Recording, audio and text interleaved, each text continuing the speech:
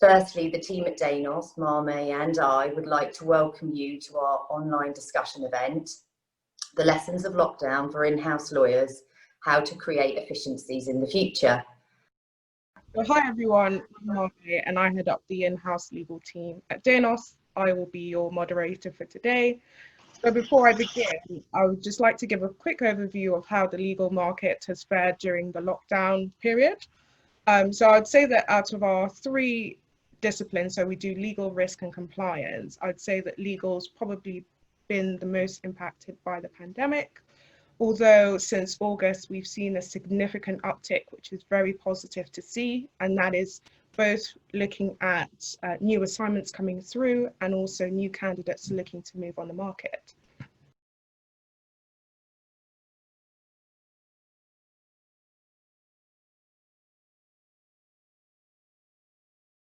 So what have we done to work alongside the business as deal makers in order to help them navigate their way through public contract regulations for the services they need?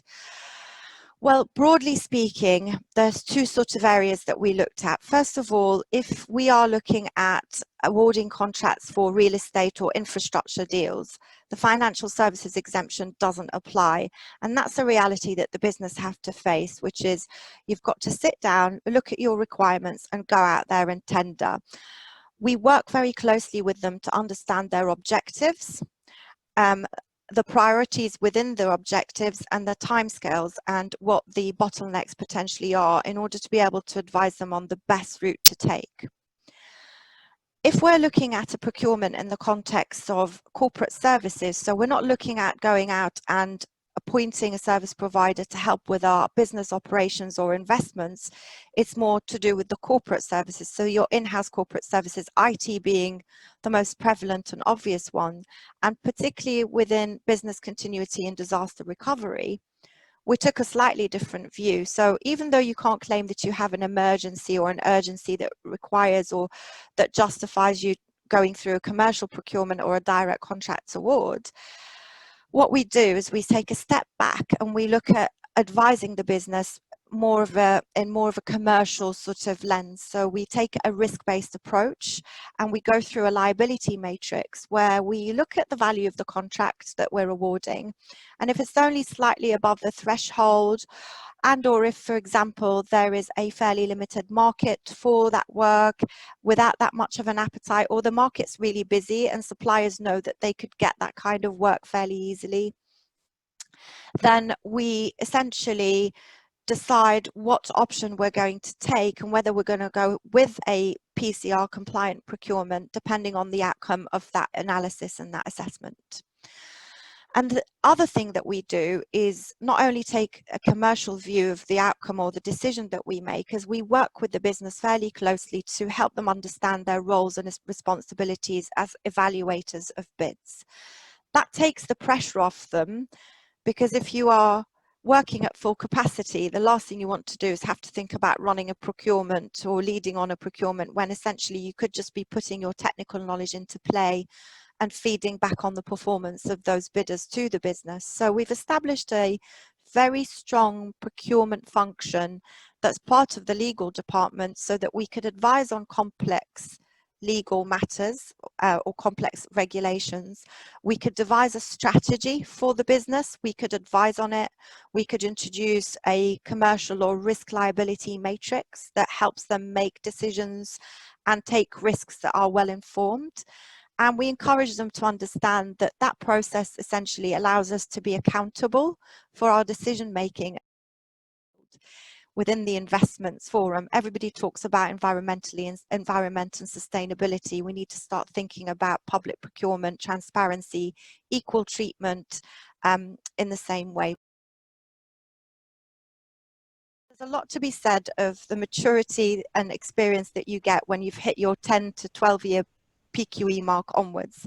And I'd like to see the industry starting to recognise the role and the importance of the role of chief legal officers on the board, on the executive. Employment is obviously a massive area of work with changes in the furlough schemes forthcoming. And I think at the beginning of lockdown, a lot of employers were suddenly faced with the positions where essentially people were working in an office and had to kind of completely revise their working arrangements and have some flexibility to work from home. And for a lot of employers, that meant having to create very, very quickly new policies and procedures in terms of working from home, and also having to bear in mind kind of public health and safety consequences in terms of allowing people back post lockdown into the office. I think it's a topic that will continue. There are lots of requests, I think, now from people in terms of their working arrangements to allow flexibility for people to work from home or not. It's going to be an interesting area. I think employment lawyers are going to be quite busy in the next few months. So secondly, kind of litigation. So what I noticed actually in terms of lockdown when it first happened, which is just anecdotal, is that people used to compare lockdown and the COVID crisis to kind of the financial markets crash of 2008, 2009. I think what's happened here is completely different. Global supply chains across sectors, across geographies have completely disappeared overnight.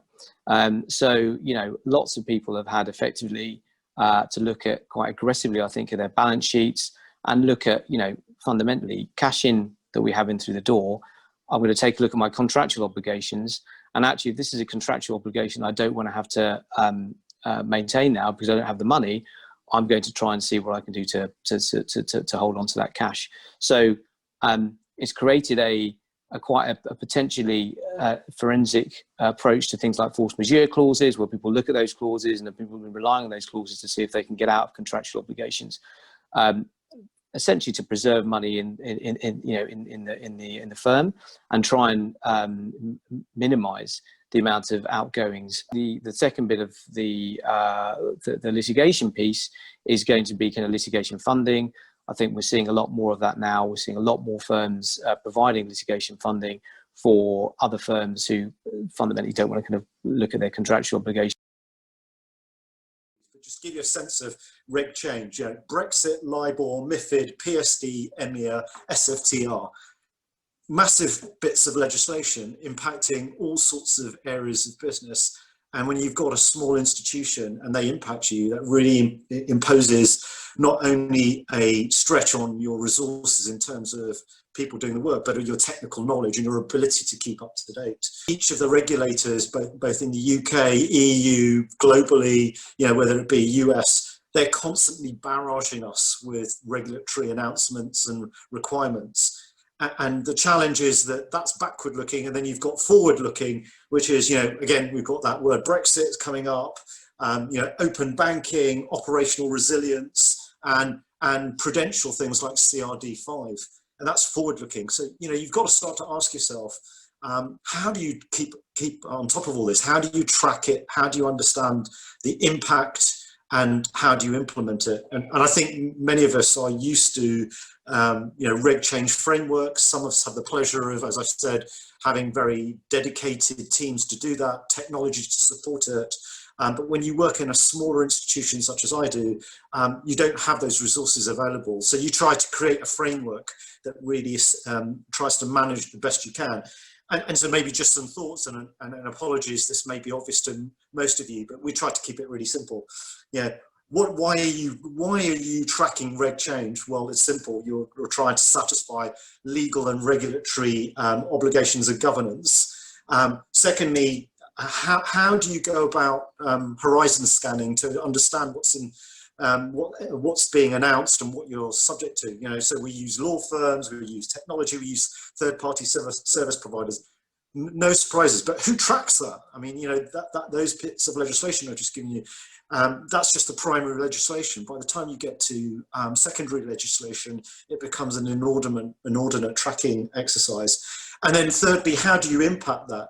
We've taken the view that, as with most financial service firms, our mantra is risk-based. So you really have to look at, critical risks. So you look at timeline, resources, whether that be IT or people. Does it impact multiple business areas? What's the nature of the change? Is it new legislation or existing legislation? You come up with a risk-based assessment of what you need to do on the back of it. And then you seek to implement it. So, make sure you've got the right governance. Do you have the systems and controls to implement the reg change? Are there processes and procedures that support it? And then importantly, the resources to support the implementation throughout the firm. And that leads to, you know, do you have the right skills in the firm? Do you need to hire more? Do people have the right training? And then finally, quality assurance. How do you go about ensuring that you get the right MI and that it gives you a right assessment of risk, and that that's fed back to senior management, who can then, looking at their risk appetite statements and looking at the strategies of the firm, are able to assess you know, whether that regulatory change is material to the way they run their business. That was a very straightforward canter through reg change, and I most probably didn't do it enough justice, but that just gives you a flavour of the challenges outside of COVID that you felt, but also within COVID. You know, as I said, 226 plus regulatory announcements that we've tracked gives you a flavour of how onerous this is on in-house lawyers. And moving on to the second area, the changing nature of law firms and how, you know, what does that mean for in-house lawyers? Often, I think in-house lawyers have slightly unrealistic expectations of what law firms can actually achieve. Have you got a big enough cake to really engage a law firm such that they have a mutual interest and benefit in making you an important client? So part of this is not just doing your day job as being a technical specialist, but really being an advocate and a leader for how you manage crisis.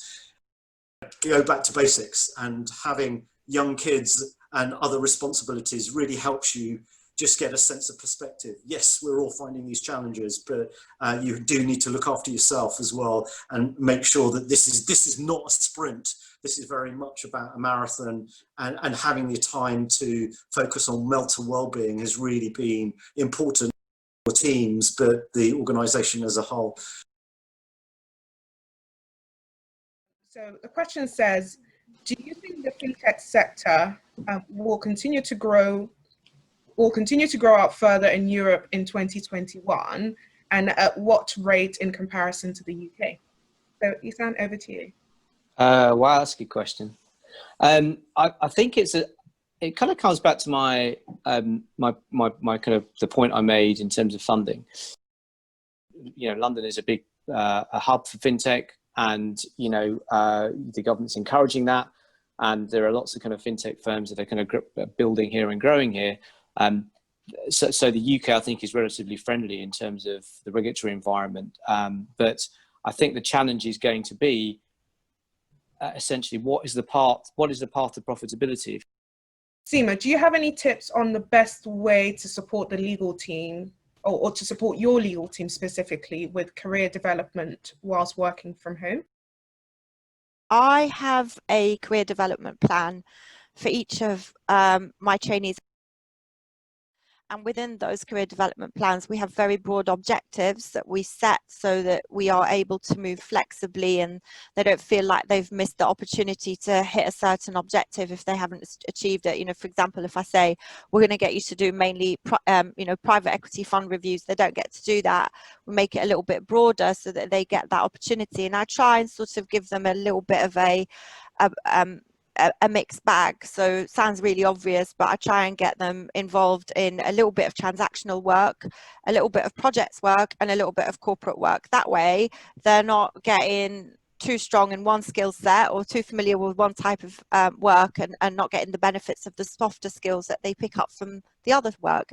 And we set it out in a table as well so that they can see that against each objective they've got really clear skill sets that they get. So it's not just based on knowledge, it's based on the softer skills, which I think actually account for about 50% of their overall performance, especially when you're working in an in-house environment and there's got to be a lot of collaboration.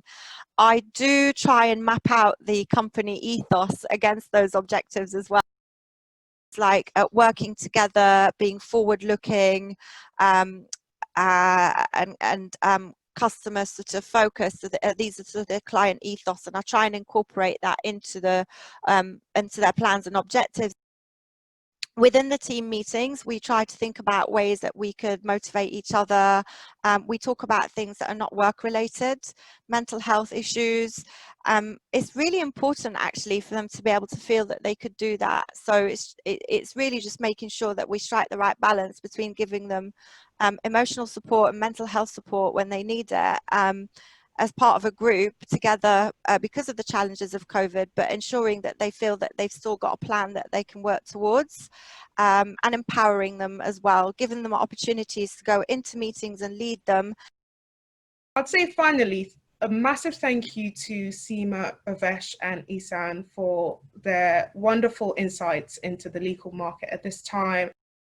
I hope you've all found the discussion really useful, and we look forward to welcoming you back in the future.